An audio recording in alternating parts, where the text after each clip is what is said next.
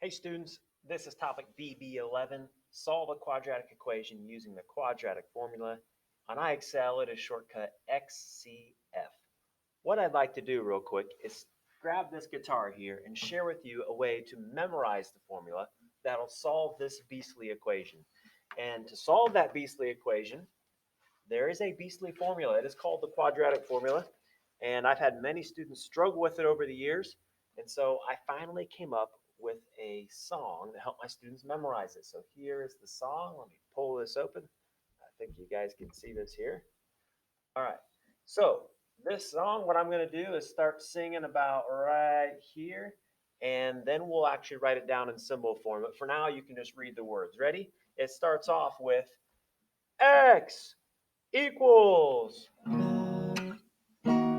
negative b plus or minus radical b squared minus 4ac all over 2a all over 2a.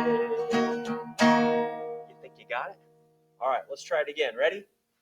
X equals negative b plus or minus radical b squared minus 4ac all over 2a all over 2a. Nice job. Okay, now let's write down the formula and see if you can actually read the formula and get it right. Ready? The formula would say x equals negative b plus or minus radical, that's another word for square root, b squared minus 4ac all over 2a, all over 2a. All right, you go for it. You're going to read starting right here. Let's say the formula together. Ready? X equals negative b plus or minus radical b squared minus 4ac all over 2a all over 2a. Nice job.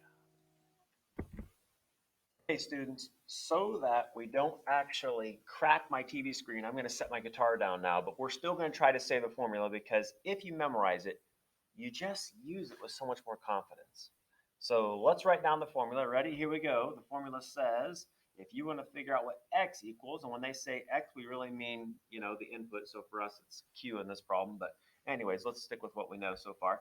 X equals negative b plus or minus radical. I emphasize certain parts of the song to make it more memorable. Radical b squared minus 4ac all of it, all over 2a, all over 2a. Hey, do you have it memorized? I hope so. If you don't, work on it, and if you get it down and you're one of my students, I'll give you extra credit.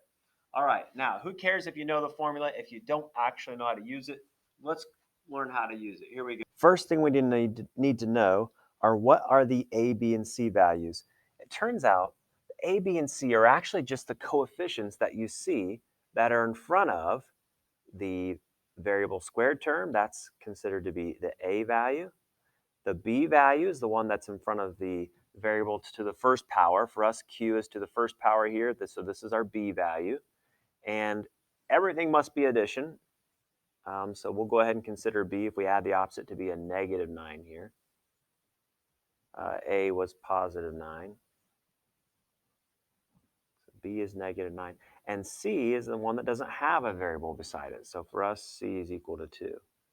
Now, once we know what a, b, and c are, we can use these coefficients in this formula, and it will actually help us solve for the answer. Like they say x equals, but it's really what other variable is in the equation. So for them, it's q. So we could say q equals, let's use the formula. Here we go. When we say negative b, what we actually mean by that is we want the opposite of what b is. That's what negative means. It means give me the opposite of b.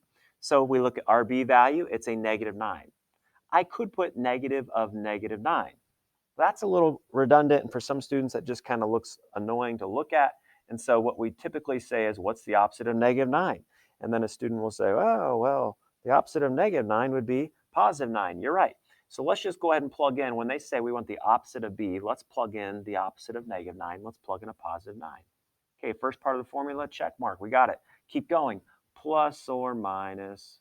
I don't normally do check marks, but I'm doing it because, this time is your first time trying to use the formula. Okay, we got the radical, okay, b squared. So we go to our b value. It's a -9, so we plug in -9 for b. Minus, we got the b squared part, minus 4 times. Now this is saying that you're multiplying a times c times a 4. The reason we know there's a multiplying because they don't have anything written between them. There's no operation signs. That means there's little dots. Let's plug in our AC values. So our A value is the 9. Let's plug in 9 for A. Our C value is actually the 2. Let's plug in a 2 for C. And this is supposed to be all over, got that part done, 2 times A. So for us, A is a 9. Supposedly this formula, on the other end of working it out, will bring us to our answer. The answers that you can plug in that make this true. Okay, so there's a long way to discover how this formula works, but for now, we're just going to use the formula. 9 plus or minus, we need to go ahead and simplify that radical a little bit. So, tell you what, I'm going to scoot this over just a little bit so we don't get too crammed here. Let's say we have, to simplify this, so we have 9 plus or minus radical. Okay, under the radical, this part, -9 squared, turns into 81. And then we have, now this is sort of tricky. It says minus 4 times 9 times 2. Can I give you a big tip here? No matter what numbers you plug in, you should decide your sign first. So when they say minus, let's go ahead and add the opposite here and just decide that this is really going to be a -4 times a +9 times a +2. One negative is going to make this negative. So why don't we just say plus and then put a negative sign here? What do these three numbers multiply to give us? That's our new question. We can ignore the signs. We've already dealt with the sign. So we had 4 times 9. I think that's 36. 36 times 2. I think that's 72. So we actually get 81 plus -72 under the radical. And this is all over 18. We're getting pretty close. We're almost there. Let's simplify some more what's under the radical. So if we actually look at the radical, we have 81 plus -72. And we could go here and say, well, 81 plus -72, let's see, that's about 9. So the problem ends up saying that under the radical, we now have a 9. So it's 9 plus or minus radical 9 over 18. And we also know that the square root of 9 is equal to a big old 3. So let's rewrite this once again. Yes, this is kind of intimidating. There's a lot of equal signs here. There's a lot of reducing on, but this is just order of operations. We've learned this. We can handle it. There's a 3 over here divided by 18. Okay, I kind of follow you. It's a little overwhelming, but what in the world is that plus and minus sign doing?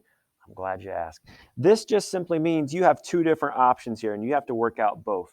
One time will be with this plus sign. Let's write that one out.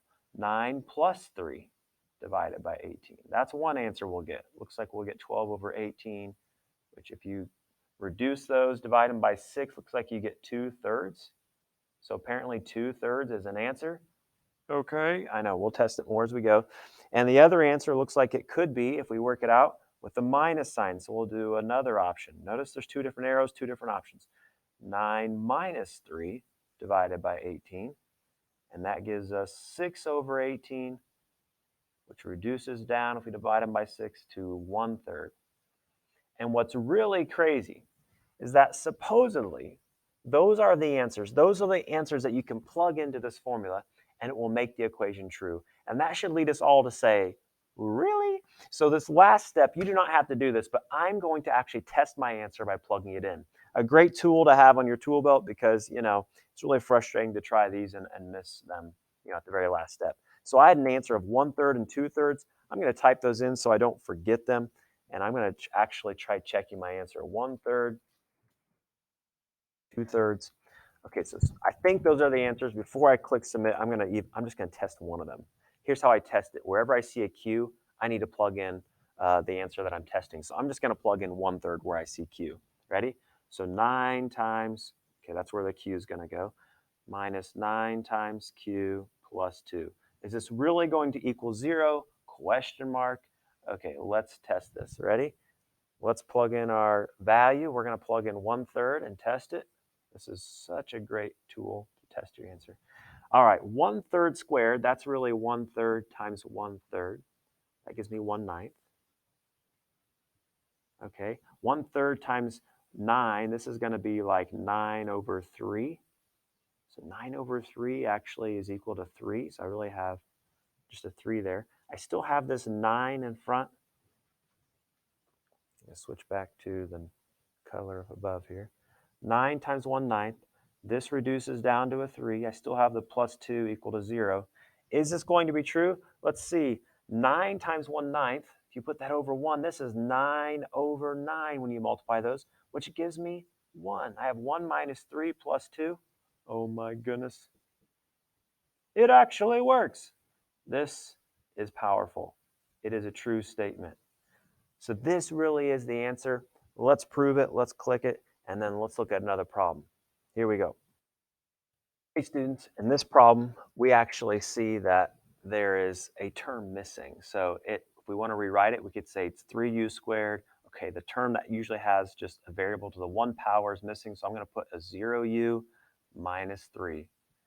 You can still use quadratic formula even on this problem, although I know some other ways of solving this that are a little quicker and a little easier. But to show you how powerful the quadratic formula is, let's just go ahead and show that it works even on this problem. So our a value is the 3, our b value is 0, which is kind of weird, and then our c value, be careful there. Once again, I'm going to show adding the opposite. Our c value is actually negative 3. And so c value is negative 3. Let's try using our formula. I'm not going to write the whole formula out this time. I'm just going to say it. Here we go. X equals negative b. Okay, 0, the opposite of 0 is still 0, so we don't have much to do there.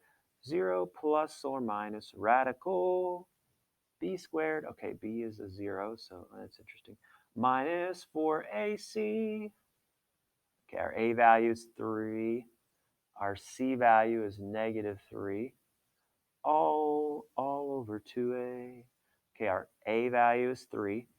This is our problem to simplify that supposedly will leave us to our answer. If you've never seen one that has zeros in it, it can be a little, makes you second guess yourself.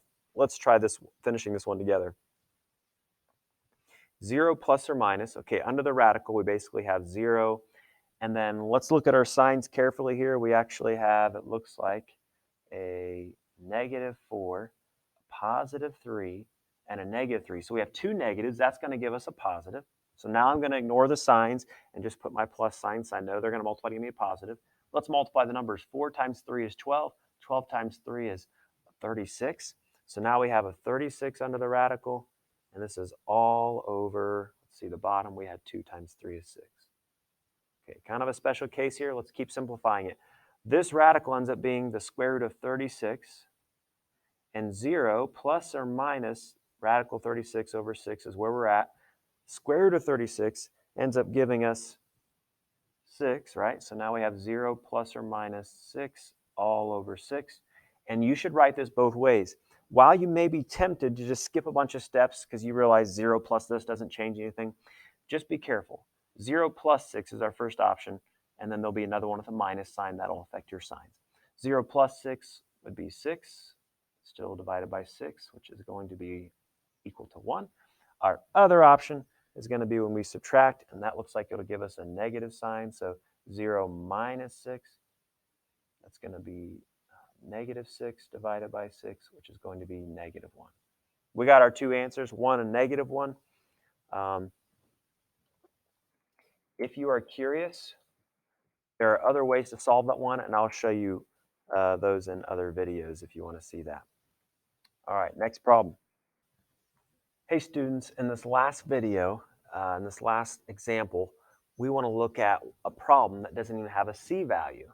Okay, so let's label this clearly. So our A value is actually equal to a 1. That's the number in front of there when you don't see it. That's kind of new and different. The B value would actually be this one, the 9. And the C value, it's as if they didn't write it. You could write it out yourself if you wanted to. It's like it's missing, and that's because it is 0 again. All right, let's solve this. Here we go. X equals negative b plus or minus radical b squared minus 4ac all over 2a. Okay, let's plug in our values. 4ac, 0, all over 2a. This one looks pretty nice. Looks like we have, I'm going to write it up here actually, so I have a little more space. Negative 9 plus or minus. Under the radical, we get 9 squared is 81. 81 minus, hey, 0 times all these things is going to be 0. It's really going to be that you subtract 0 from this, which might as well not be written. That's just going to become 81. Okay, going back to the last bit of the problem, all over 2, you end up with negative 9 plus or minus square root of 81 would be 9. So now we have negative 9 plus 9 and then negative 9 minus 9. Let's try solving this both ways. So we have negative 9 plus 9 divided by 2. Hey, negative 9 plus 9, that's 0. Okay, so 0 over 2 is 0. Our other option would be the negative 9 minus 9. So let's write that one. Negative 9 minus 9, all divided by 2. That's going to be negative 18 if I add the opposite here. Negative 18 divided by 2, which is actually equal to negative 9. Hey, we've got two answers, 0 and negative 9, to wrap up this topic. Why don't you guys go try this problem yourself and let me know how it goes, and let me know if you have any questions. All right, talk to you guys later. Bye-bye.